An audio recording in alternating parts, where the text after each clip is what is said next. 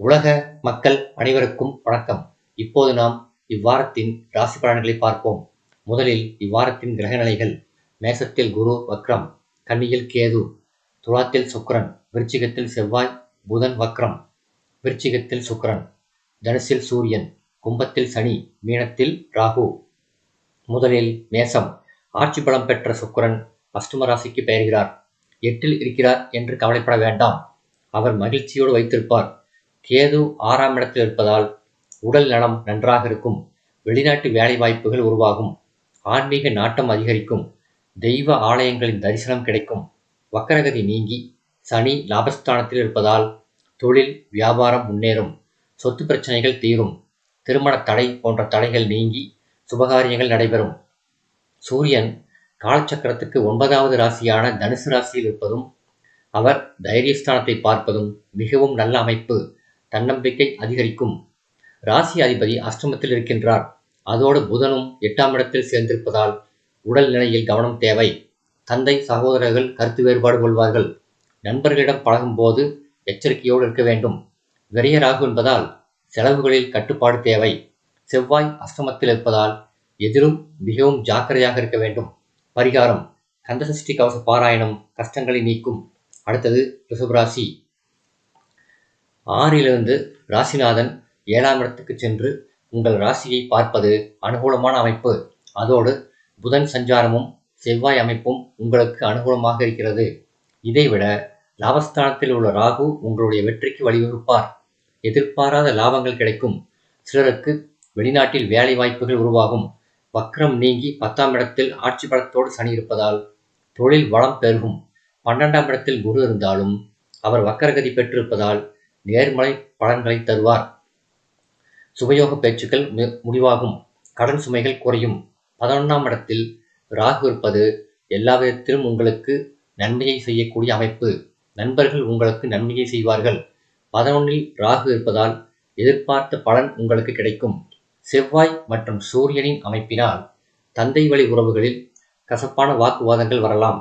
தந்தையோடு கூட எச்சரிக்கையோடு பேச வேண்டும். சகோதரர்களிடம் உரசல்கள் வேண்டாம்.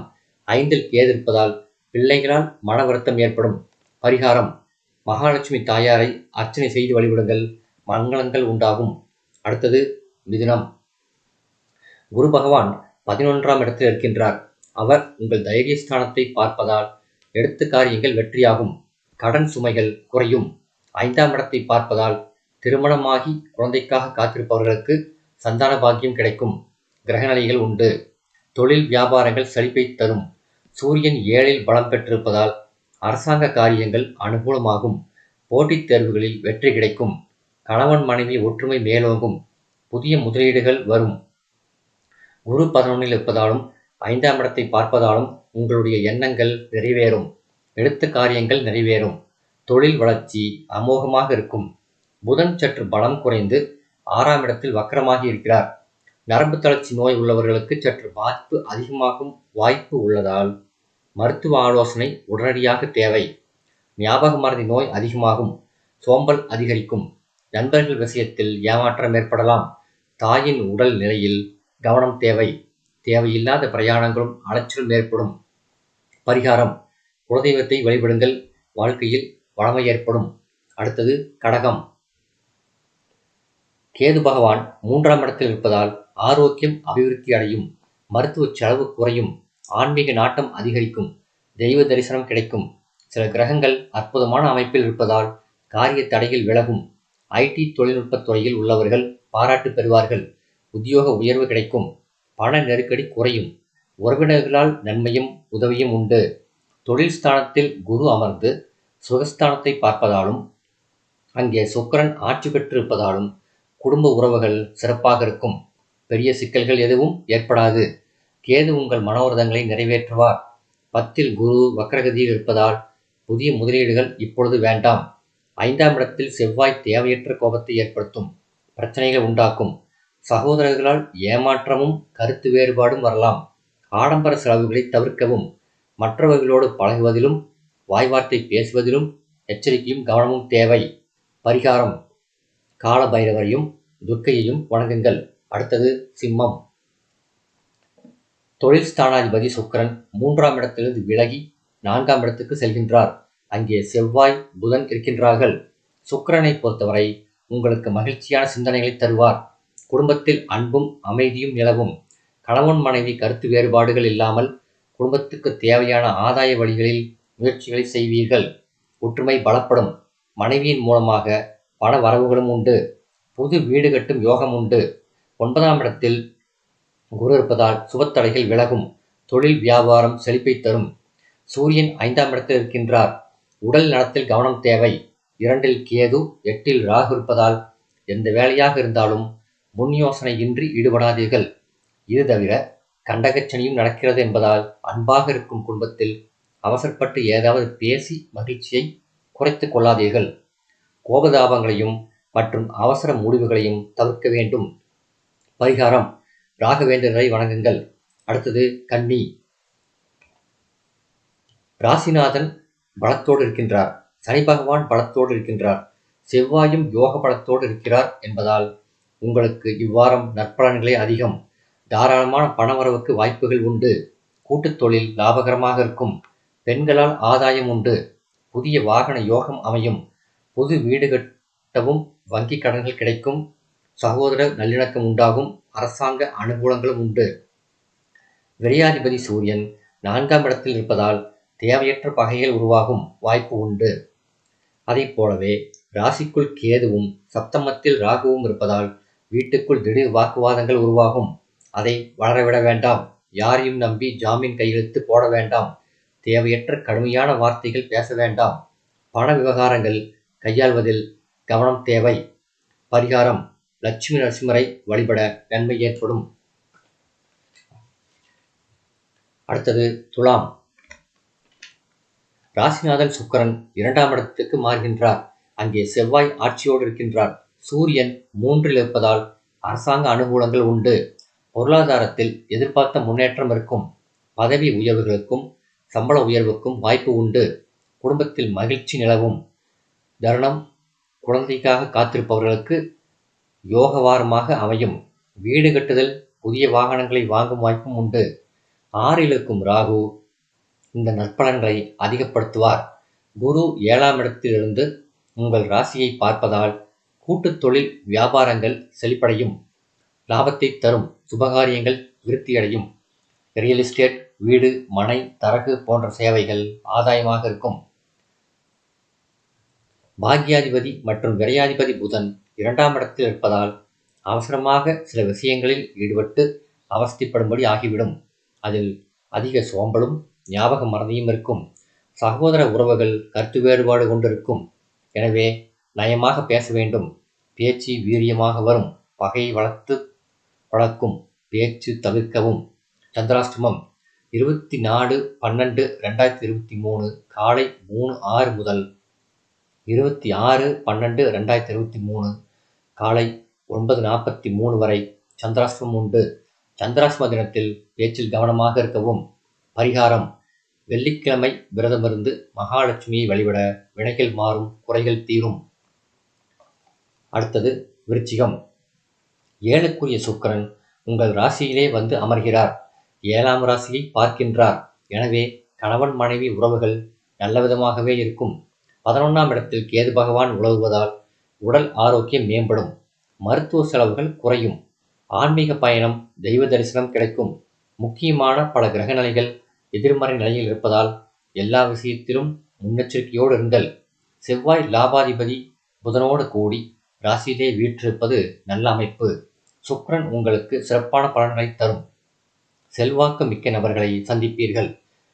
4இல் சனி, 6இல் குரு, ராசியில் வக்ர புதன் என சில கிரகநிலைகள் உங்களுக்கு அனுகூலமாக இல்லை என்பதை தெரிந்து கொண்டு செயல்படுங்கள். தேவையற்ற முதலீடுகளை, ஒப்பந்தங்களோ இப்பொழுது கூடாது. பிள்ளைகளால் சில பிரச்சனைகள் வர வாய்ப்பு உண்டு. கைப்பணம் கரையும். கவனம் சிதறினால் கடன் வாங்க நேரிடும். தேவையில்லாத மனக்கவலைகள் உங்களை ஆழ்த்தும். சந்திராஷ்டமம் 26/12/2023 காலை 9:44 முதல் 28/12/2023 மாலை 6:24 வரை சந்திராஷ்டமம் உண்டு. சந்திராஷ்டம தினத்தில் பேச்சில் கவனமாக இருக்கவும், வாத பிரதிவாதங்களில் ஈடுபட வேண்டாம். பரிகாரம்: வாராகி அம்மனை வணங்குங்கள். அடுத்தது தனுசு. ராசியில் பாக்யாதிபதி சூரியன் இருக்கின்றார். வாரக்கடைசியில் சுக்கிரன் விரயத்துக்கு வருகின்றார். ஆயினும் அது ஓரளவு மகிழ்ச்சிக்குரிய அமைப்புதான். பெண்கள் வழியில் நன்மையும் உதவிகளும் உண்டு. தொழில் வியாபாரம் செழிப்படையும். கணவன் மனைவி உறவுகள் மேம்படும். புதிய வீடு வாங்கும் யோகமும் உண்டு. 3ஆம் இடத்தில் சனி இருப்பதால் தொழில் விஸ்தரிப்பு முயற்சிகள் பலனளிக்கும். 5ஆம் இடத்தில் குரு இருந்து உங்கள் ராசியை பார்ப்பதால் எல்லா விதத்திலும் மகிழ்ச்சி உண்டு. 4ஆம் இடத்தில் ராகு சஞ்சரிப்பதால் தாயின் உடல் நிலையில் கவனம் தேவை. அவரோடு கருத்து வேறுபாடும் முரண்பாடுகளும் ஏற்படும். மருத்துவ செலவுகளும் உண்டு. ராசியில் சூரியன் இருப்பதால் பிற செய்திகளை நீங்கள் பரப்பும் பொழுது கவனம் தேவை. உஷ்ண வியாதிகளால் தொந்தரவுகள் உண்டு. நட்பு வட்டாரங்களில் சிக்கல் ஏற்படும். சந்திராஷ்டமம் 28/12/2023 மாலை 6:25 முதல் 31/12/2023 அதிகாலை 5:27 வரை சந்திராஷ்டமம் உண்டு. பரிகாரம்: அம்பாளையும் தட்சிணாமூர்த்தியையும் வழிபடுதல். அடுத்தது மகரம். ராசிநாதன் சனி உங்கள் ராசியை விட்டு விலகி குடும்பத்துக்கு சென்று விட்டார். அதாவது குடும்பஸ்தானத்துக்கு சென்று விட்டார். சுகாதிபதி செவ்வாய் லாபஸ்தானத்தில் இருப்பதால் தன்னம்பிக்கை அதிகரிக்கும். செயல்களில் வேகம் கூடும். அரசாங்க போட்டித் தேர்வுகளில் வெற்றி கிடைக்கும். அதற்கு துணையாக ராகு பகவான் 3ஆம் இடத்தில் இருப்பதால் நல்ல தன்னம்பிக்கையும் வெற்றி சிந்தனைகளும் தோன்றும். உறவுகள் பலப்படும். 9ஆம் இடத்தில் உள்ள கேது ஏதோ ஒரு விதத்தில் உங்களுக்கு நன்மையை செய்யும். கடன் சுமை குறையும். கவலைகள் நீங்கும். 4இல் குரு இருப்பது சில உடல் பிரச்சனைகளை உண்டாகக்கூடும். உணவில் கட்டுப்பாடு தேவை. 12ஆம் இடத்தில் சூரியன் இருப்பதால் தேவையற்ற செலவுகளும் அலைச்சலும் அதிகரிக்கும். தூக்கத்தில் குறைபாடு உண்டாகும். மன உளைச்சலால் தூக்கம் குறையலாம். சந்திராஷ்டமம் 31/12/2023 அதிகாலை 5:28 முதல் 2/1/2024 மாலை 6:14 வரை சந்திராஷ்டமம் உண்டு. பரிகாரம்: மகான்களின் நினைவாலயங்களுக்கு செல்வது மங்களங்களை தரும். அடுத்தது கும்பம். விரயத்தில் இருந்த சனி பகவான் வக்கரம் நீங்கி ராசிக்கு வந்துவிட்டார். ஆயினும் நாம் திரும்ப திரும்ப சொல்வது போல தனது சொந்த ராசிக்கு என்னதான் 7.5 சனியாக இருந்தாலும் பெரிய அளவுக்கு தீமைகள் செய்ய மாட்டார். ஆயினும் எதிலும் தாமதமும் தடைகளும் இருக்கும் என்பதால் முன்னேற்பாட்டுடன் நடந்து கொள்ள வேண்டும். குரு வக்ர நிவர்த்தியாக இருப்பதால் பொருளாதாரத்தில் நிம்மதி இருக்கும். செய்ய வேண்டிய காரியங்களை சிறப்பாக செய்து முடிப்பீர்கள். கடன் சுமை குறையும். கொடுக்கல் வாங்கல்களில் தாராளம் இருக்கும். தூரத்து உறவினர்கள் உங்களுக்கு உதவலாம். உத்தியோக மாற்றம், வீடு மாற்றம் உண்டு. ஆனால் 2இல் ராகு 8இல் கேது இருப்பதால் பேசுகின்ற பேச்சும் செய்கின்ற செயலும் பிறரை அவமதிக்காத அளவுக்கு இருந்தால் நல்லது. அதிக கவனம் தேவை. கவனம் சிதறாமல் பிரயாணம் செய்தால் கிரகத் தடைகளிலிருந்து தப்பித்துக் கொள்ளலாம். முன் யோசனை அவசியம். பரிகாரம்: சனிக்கிழமைகளில் ஆஞ்சநேயர் வழிபாடு நன்மை தரும். அடுத்தது மீனம். ராசிநாதன் மிக விரைவில் வக்ர நிவர்த்தியாவது உங்களுக்கு தற்போதுள்ள பல தடைகளை நீக்கும். தொழில் வளர்ச்சி அதிகரிக்கும். புதிய ஒப்பந்தங்கள் கிடைக்கும். மேலதிகாரிகளால் நற்பெயர்கள் கிடைக்கும். வாரத்தின் மத்தியில் சுக்கிரன் விருச்சிக ராசிக்கு செல்லுகின்ற பொழுது ஆடை ஆபரண சேர்க்கை, பொருள் வரத்து உண்டாகும். குடும்பத்தில் அமைதியும் நிம்மதியும் இருக்கும். புதிய வாகனங்களையும் வாங்கும் வாய்ப்பு உண்டு. ராசியில் ராகு இருக்கின்றார். 2ஆம் இடத்தில் ராசிநாதன் இருக்கின்றார். அவர் உங்கள் 10ஆம் இடத்தை பார்க்கின்றார். 10ஆம் இடம் காரியஸ்தானம், தொழில் ஸ்தானம் என்பதால் தொழில் வணிகம் சிறப்பாக இருக்கும். பிள்ளைகளின் எதிர்காலம் குறித்த முயற்சிகள் பலனளிக்கும். எது எப்படி இருந்தாலும் கும்பத்தில் சனி வந்தது 7.5 சனியை தொடங்கி வைக்கிறார் என்பதால் எதை செய்தாலும் அதிக கவனத்தோடு செய்வது நல்லது. பண விரயங்கள் ஏற்படும் என்பதால் சுப விரயங்களாக அதை மாற்றிக்கொள்வது நல்லது. சிலருக்கு எதிர்பாராத இடமாற்றமும் இருக்கும். அந்த இடமும் தூரத்தில் அமையும். பரிகாரம்: தட்சிணாமூர்த்தியையும் மகாலட்சுமி தாயாரையும் வணங்கவும். நன்றி.